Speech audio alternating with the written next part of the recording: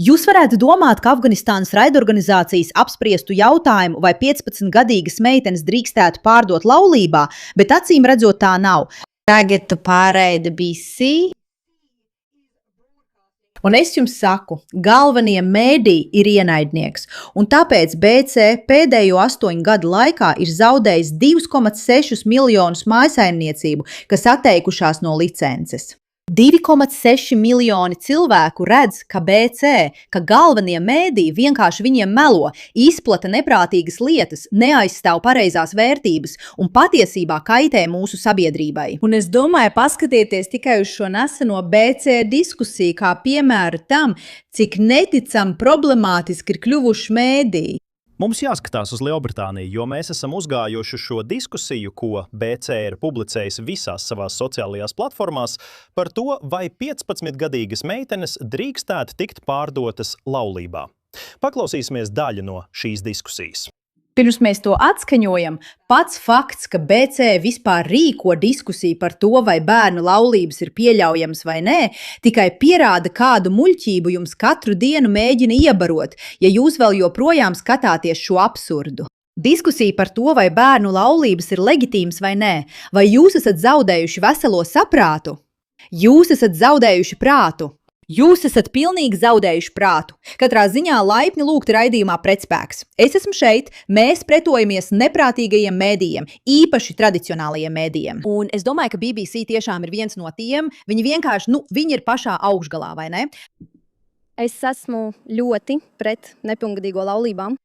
Es to uzskatu par likumīgu izvarošanu. Kāpēc? 18. Kāpēc mēs saucam par nepilngadīgu kādu, kuram ir 18? Katrs kļūst par pieaugušo, sasniedz pubertāti noteiktā vecumā. Mums visiem tas nenotiek vienā vecumā. Un šajā gadījumā, kāpēc man būtu jāizliedz kādam, kuram ir 17 gadi un 99 dienas, precēties? 17 dienas un 17 un 99 dienas, jo tieši tā tas arī darbojas starp citu. Gadā ir 100 dienas, vai tu zināji? Vai tu zināji? Es domāju, un tas apmēram parāda, kādā intelektuālā līmenī te notiek argumentācija. Atvainojos, bet kad meitene sasniedz pubertāti, tad viņa ir pieaugusi.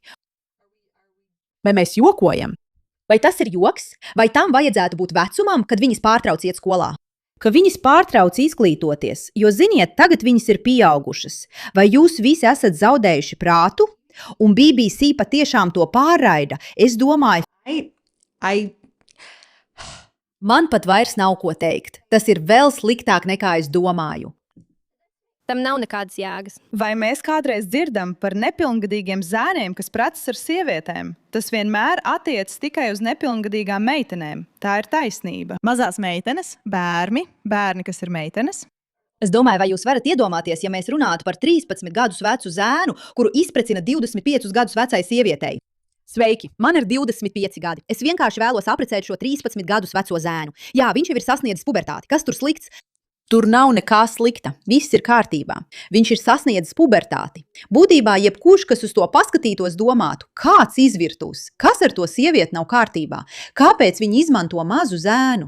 Mēs parasti par to nedomājam, ja runa ir par zēniem, bet ja jūs teiktu 13 gadus veciem zēniem precēties, visiem būtu skaidrs, ka tur kaut kas ļoti nav kārtībā.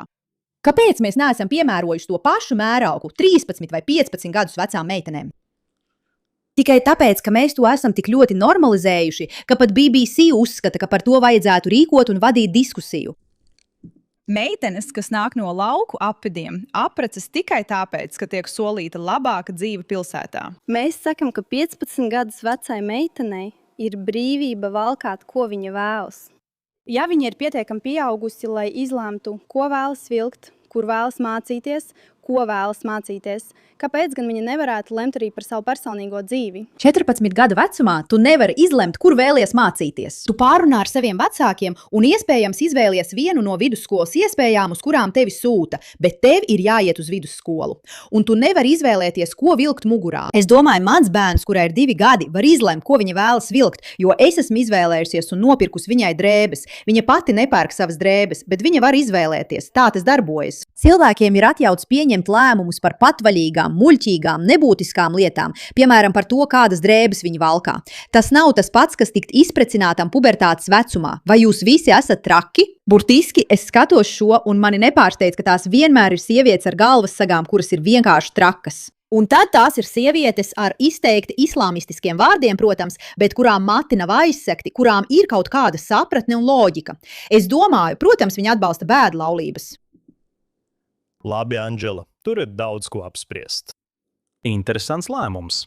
Man ir jauktas sajūtas par to, vai BBC vispār vajadzēja rīkot šo diskusiju. Bet pārdomājot, var redzēt, ka auditorijā ir cilvēki, dažas sievietes ar hidžabiem, kuras piekrītoši māja ar galvu un apsver dzirdēto.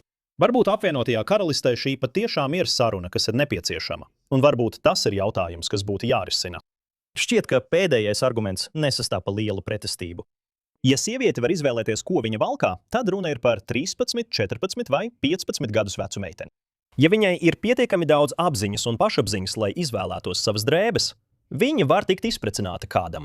Atgādināšu, ka islāmistu meitenes nevar izvēlēties, ko valkāt. Viņām ir jāvalkā pilnībā nosedzošās atkrituma maisam līdzīgās drēbes. Tā nav izvēle. Viņām nav izvēles, ko vilkt mugurā. Un ja mēs vadamies pēc argumenta, ka jaunas meitenes ir pietiekami vecas, lai izvēlētos, ko vilkt, tad varbūt tieši pret to mums vajadzētu iebilst. Zini, ja tu piespied kādu vilkt maisu tikai tāpēc, ka viņa ir tik jauna un viņai ir jāpaklausa visam, ko tu saki, varbūt viņa vēl nav pietiekami veca, lai pati izlemtu par laulību, bet, protams, viņa pati to neizlemj, to izlemj viņas vietā.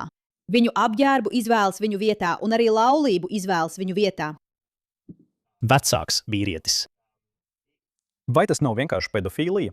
Vai mēs nediskutējam par sankcionētas pedofīlijas priekšrocībām?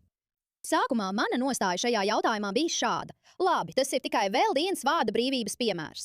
Bet es savas karjeras sākumu pavadīju šādi. Tātad savus agrīnos gadus es pavadīju kā ziņu žurnāliste Londonā, un daudzus gadus es atspoguļoju dažādus stāstus.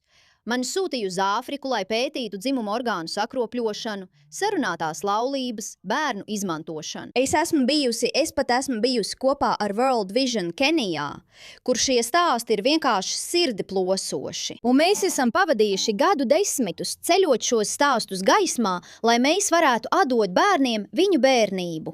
Un mums ir valsts raidorganizācija, finansēta raidorganizācija apvienotajā karalistē, kas dod platformu šim nepieņemamajam saturam.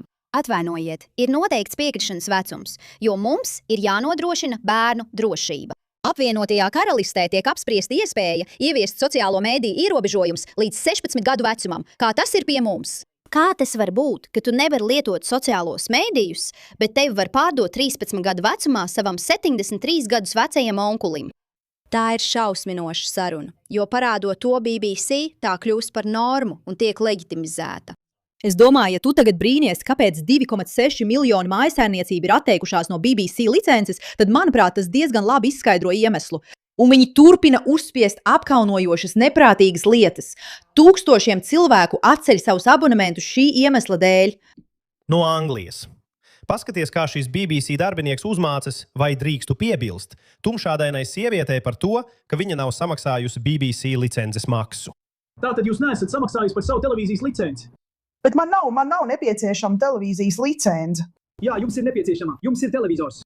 Jā, man ir televizors, bet es neskatos tiešraidus vai kaut ko tam līdzīgu. Tas nav svarīgi. Jums ir BBC jūsu televizorā. Jā, bet es to neskatos. Es skatos Netflix, es skatos YouTube, Amazon. Jums joprojām ir jāmaksā par TV licenci, un jums man jāielaiž iekšā, lai es varu jums parādīt. Es nevaru, es nelaidīšu jūs savā mājā tikai, lai to redzētu. Man nav jāmaksā. Es tikai skatos Netflix, YouTube un Amazon. Vai jūs redzat, cik atrauti no realitātes ir šie cilvēki? Vai jūs saprotat, cik atrauti no realitātes viņi ir?